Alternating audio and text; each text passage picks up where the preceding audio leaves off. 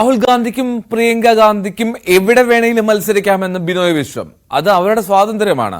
ബി.ജെ.പിക്ക് ശക്തിയേറെയുള്ള north ഇന്ത്യയിൽ മത്സരിക്കണോ, BJP ഒരിക്കലും ജയിക്കാത്ത വയനാട് തെരഞ്ഞെടുക്കണോ എന്നും രാഹുലിനെ മൂക്കിനപ്പുറം കാണാത്ത കേരളത്തിലെ കോൺഗ്രസുകാർ നിർബന്ധിച്ച് വയനാട്ടിൽ മത്സരിപ്പിച്ചതാണ് എന്നും ബിനോയ് വിശ്വം പറഞ്ഞു. രാഹുൽ ഗാന്ധിയെ വ്യക്തിപരമായി അന്നും ഇന്നും വിമർശിക്കുന്നില്ല. രാഹുൽ ഗാന്ധി മൂക്കിനപ്പുറം കാണാത്ത കേരളത്തിലെ കോൺഗ്രസ് നേതാക്കന്മാരുടെ സമ്മർദ്ദപ്രകാരം വയനാട്ടിലേക്ക് വന്നുവെന്നാണ് എൻ്റെ വിശ്വാസം. ഈ രാഷ്ട്രീയം രാഹുൽ ഗാന്ധിക്ക് മനസ്സിലാകും. ഞാൻ മനസ്സിലാക്കിയ രാഹുൽ ഗാന്ധിക്ക് ഈ രാഷ്ട്രീയം മനസ്സിലാക്കാൻ കെൽപ്പുണ്ട്, രാഷ്ട്രീയമായ ധാരണയുണ്ട്, ആശയ വ്യക്തതയുണ്ട്. ആ രാഹുൽ ഗാന്ധിയെ ദൂരക്കാഴ്ചയില്ലാത്ത രാഷ്ട്രീയ കൈയാളി ശീലിച്ച കേരളത്തിലെ കോൺഗ്രസ് നേതൃത്വം നിർബന്ധിച്ച് വയനാട്ടിൽ കൊണ്ടുവന്നു. രാഹുൽ ഗാന്ധി ജയിച്ചു. ആ വിജയത്തിൻ്റെ രണ്ടാമത്തെ ആഴ്ച രാഹുൽ ഗാന്ധി രാജിവെച്ചു.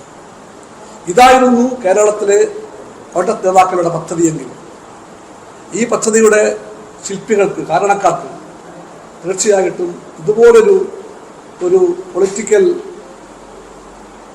എന്താ പറയേണ്ട വാക്ക്, ആ വാക്ക് എന്താണോ ആ വാക്ക്, അതിലേക്ക് രാഹുൽ ഗാന്ധിയെ പോലൊരു വലിയ മനുഷ്യനെ വലിച്ചിഴക്കേണ്ട കാര്യമില്ലായിരുന്നു. അവർ കൊണ്ടുവന്നു. എന്തായാലും അവർ രാജിവെപ്പിച്ചു. വീണ്ടും ലക്ഷം വരുന്നു. ഞങ്ങൾ മത്സരിക്കും. ഉൾപാർട്ടി ജനാധിപത്യം ഉയർത്തിപ്പിടിക്കുന്ന പാർട്ടിയാണ് CPI എന്ന് ബിനോയ് വിശ്വം. ഏത് ഘടകങ്ങളിലും പാർട്ടിക്ക് ചർച്ചകൾ നടത്താം. ചർച്ചകൾ ഏതെങ്കിലും മാധ്യമങ്ങൾക്ക് ചോർത്തിക്കൊടുക്കുന്നത് നല്ലതല്ല. അവർ ഒറ്റുകാരാണ്. സ്വന്തം മാതാവിനെ ഒറ്റുകൊടുക്കുന്നത് പോലെ മ്ലേച്ഛമാണ്. അത് കമ്മ്യൂണിസ്റ്റ് പാർട്ടികളുടെ ശൈലിയല്ല എന്നും ബിനോയ് വിശ്വം പറഞ്ഞു. അല്ലെങ്കിൽ അവർ ഒറ്റുകാരായില്ല.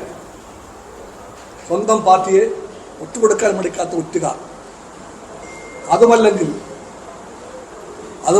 പണം വാങ്ങിയിട്ട് ഈ നദികെട്ട പ്രവൃത്തി നടത്തുന്നതായിരിക്കും.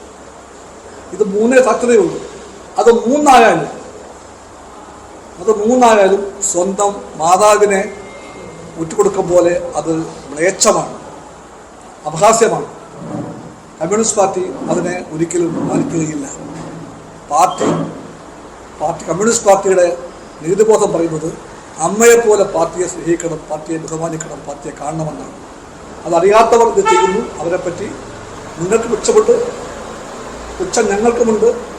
അവരുടെ കയ്യിലെ ഒരു കളിപ്പാവയല്ല ഈ പാർട്ടി.